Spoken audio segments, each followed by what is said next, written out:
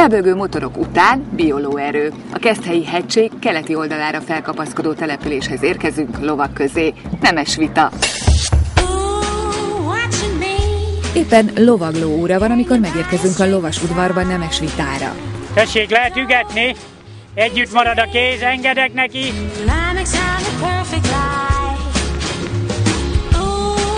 3 kilométerre van a Balaton tőlünk, ami azt jelenti, hogy gyalogosan egy negyed óra, biciklivel 10 perc és kocsival mondjuk 5 perc. Balatoni fürdőzésre készül a 2 tapolcai lány is, miután a mai lovagló leckét teljesítették. Itt vagyunk a lovak körül, és megtanuljuk, hogy mit, hogyan kell. Most ez a cél? Igen.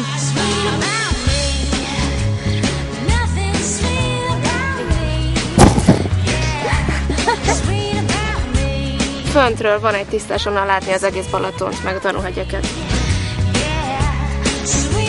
A Nemes Vitai ménes tagjai kisbéri félvérparipák. Többnyire. Valamikor a harc, tehát a katonaság harcművészetre tenyésztették, végül is a húzta az ágyút.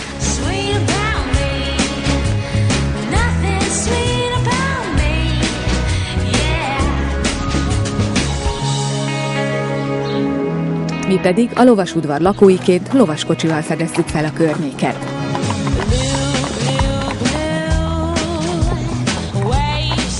Éppen maradt kisnemesi kúriák és a jellegzetes oromdíszítéses népi lakóházak mellett ügetünk Nemes Vitán. Az 1200-1300-as években itt már volt egy település, és elég sokáig nemeseknek a kúriái, kisebb házai voltak itt, és onnan származik ez a név.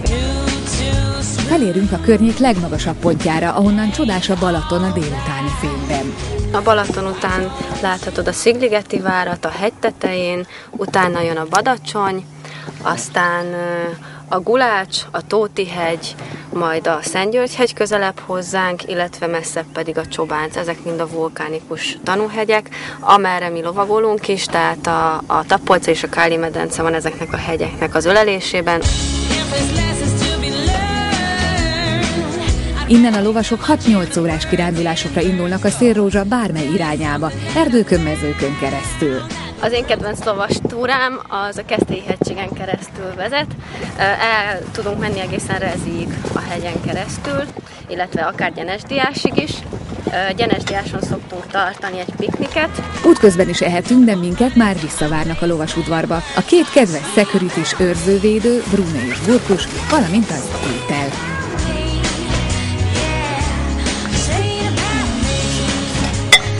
Szarvaspörkölt és dödöllével.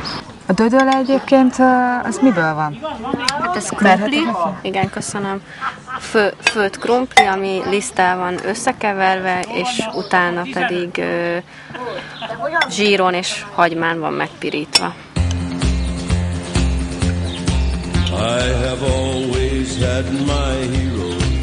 Itt a Keszthelyi hegységben, az erdőkben nagyon sok vad van, úgyhogy tipikusan ez egy helyi étel. És vörösbor illik hozzá. Jó étvágyat!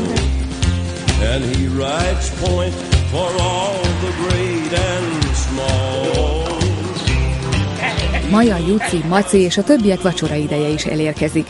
Míg nekünk itt, addig nekik az istállóban tálalnak, mintha egy vadnyugati mozit néznék, premier plánban.